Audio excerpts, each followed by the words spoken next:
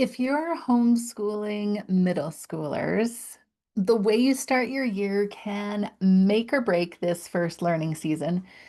But starting cold turkey is the fastest way to completely lose it.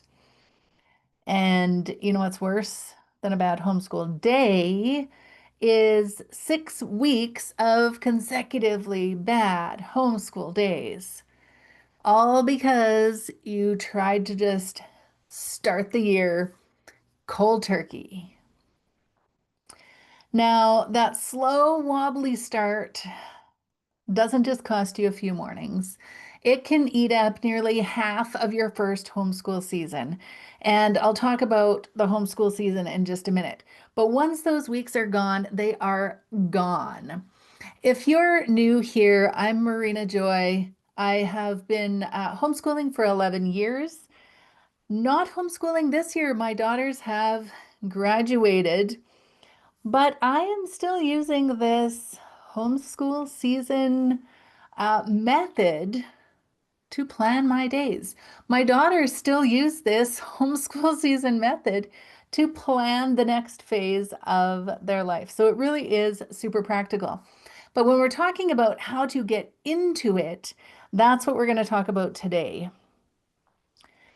I remember years ago when I was taking piano lessons as a child and a tween and a teen, all through those years, piano lessons would start again in September.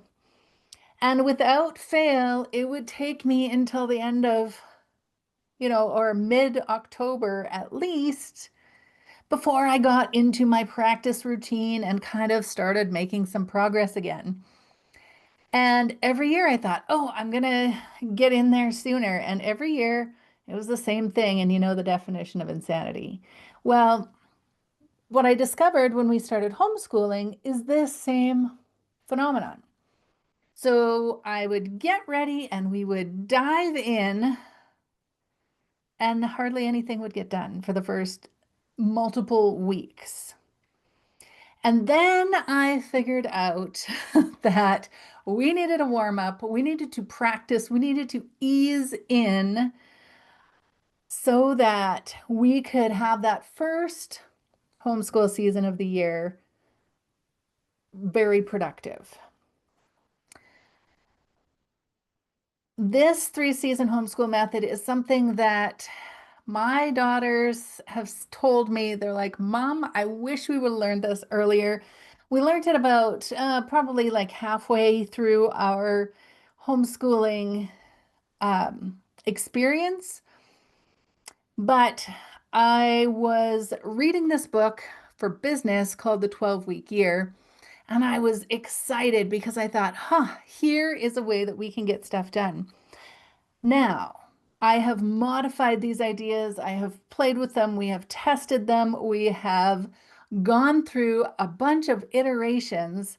And now we have this 3 season homeschool method that you can use as well. We have a week that we do planning, we get organized and we set our goals. And I've got a whole way that we go through and do that. There is a 12-week learning season. We focus on the core work. We get things done. None of this dragging things out forever. We're focused, we get things done. And that's followed by a passion project month where the kids would dive into something they're curious about and want to master. It's not a free-for-all month. There was structure, but as they were going through those tween years and on into the teen years, we started by scaffolding some of the structure so they could start structuring their days. And over time, we removed some of that scaffolding. And now I am happy to say all 3 of my daughters are still using this learning structure that we had set up. We generally repeated this rhythm about 3 times a year, which is where we get this 3 season homeschool method, buffer weeks here and there. But when you think in seasons instead of one long year, every week has weight. So if you start into your school year right after that first long weekend in September and you're like, oh, okay, that's the day. Here we go. Books on the table, pencil sharpened, let's go. You're going to spend those first 4 to 6 weeks warming up.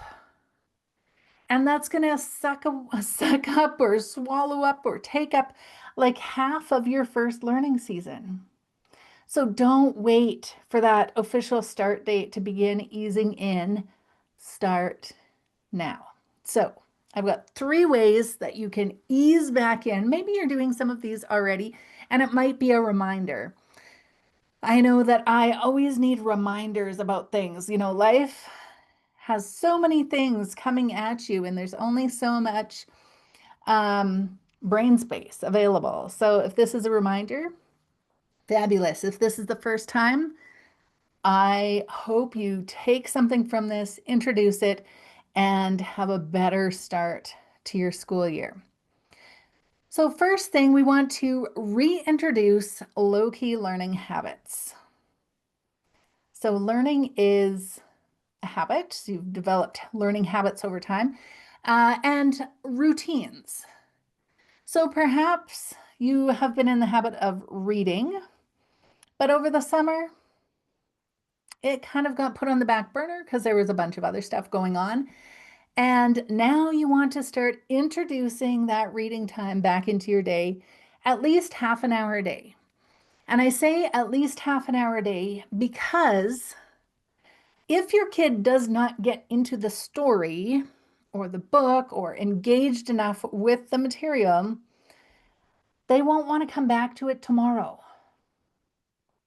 So they need to get, and if they're a slow reader, half an hour might not be long enough for them to like get into the groove of the story, to get it in their imagination, to move forward so that they're eager to return to it. So 30, 45 minutes reading time. They can, and here's the thing, can be anything. I know my girls often reverted to some of the books that they had enjoyed. And some people are like, oh, aren't those easy reading books? I said, yes, indeed they are. Because you know what? They're enjoying reading. It increases reading fluency and is building that habit. They're enjoying the story. Their imaginations are engaged. Let it be easier books. That is okay. Secondly, if they take music lessons, maybe they haven't practiced over the summer and they're a little rusty. And if they go back to piano lessons or violin lessons or singing lessons or whatever, you're going to spend, like I did in my younger years, those first several weeks paying for lessons where they're just getting into the practice routine.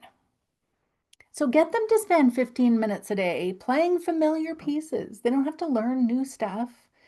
The goal isn't perfection, it's to rebuild a habit. Oh, yeah, we play music every day. This is what we do. And then when lessons resume, you've already reintroduced that habit. And it's not like, oh my goodness, we've got to do this thing too. So that was number one, reintroduce low-key learning habits. Number two, refresh morning and evening routines. I remember one summer in particular before we started this 3-season homeschool method. And I thought, oh, we're going to take the summer off. It's going to be fabulous because we had been doing hardcore year-round schooling. We weren't on the 3-season method. And we had been kind of burnt out. Maybe you can relate. And so the summer kind of got a little lax and lazy and that was fine for a while, although I have to say that no structure in the summer produced a lot of cranky people. And so we introduced some structure. But if you've been letting the mornings slide in the summer, nothing wrong with that. But it doesn't set you up for a productive school day. So think about what your days are going to be like when you resume your homeschool schedule. and start incorporating some of those morning things back into your morning routine, even if they start later. It's just more like the order of things. What are you expecting? Are people expected to be at the table at a certain time? Do you do a read aloud together? What do you do? Do you have chores to do? Like what's going on? Introduce those things again. Evening routines, bedtimes often slip.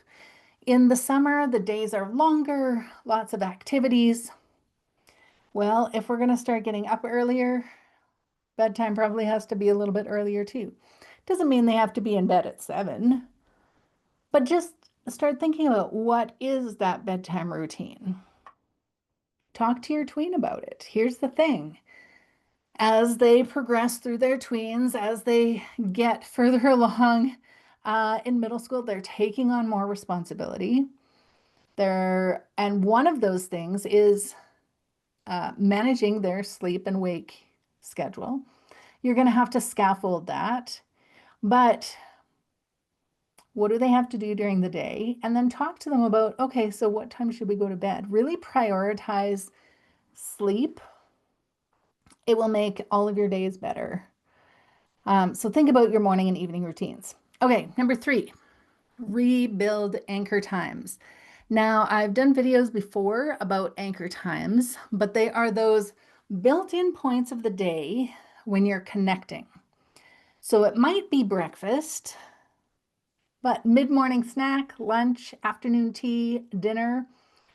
In the summer, if you're out at the beach or you're hanging out with friends or life is just a little more scattered, people are at camp, not home or home at different times, those anchor times might have gotten a little scattered. So now we want to bring them back so the habit is there when school starts. So even think about, can you bring back 2 anchor times?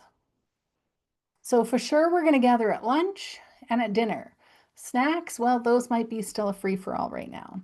But at least you're getting back into the groove. So when you start your official homeschool day, then you're not rebuilding everything. You've got some connecting points in already. So when you start gently now, as in, like those swimming pools that are good for kids and they ease in, they start super shallow and then get deeper and deeper and deeper. That's what you're doing. You're reintroducing learning habits, refreshing routines, rebuilding connection points so that you're not just like, whoo, tossing your kids in the deep end and saying, okay, here we go. We're ready to go. So we're not starting school early, just to be clear. You're just making sure that your homeschool rhythm is strong and steady from week 1 so that each week counts, so that you have momentum already starting to build up and you can move forward. Now, if you want to learn more about this 3-season homeschool method and how the planning week, learning season, passion projects, how it all fits together, let me know in the chat below. Just type 3-season and I will get back to you about that. But also let me know in the comments, what is one thing you do to warm up for the homeschool year? Your idea might be what another homeschool mom needs to hear. So thank you for joining me for this episode, and I hope you have a fabulous time getting warmed up for the upcoming homeschool year. Until next time, bye.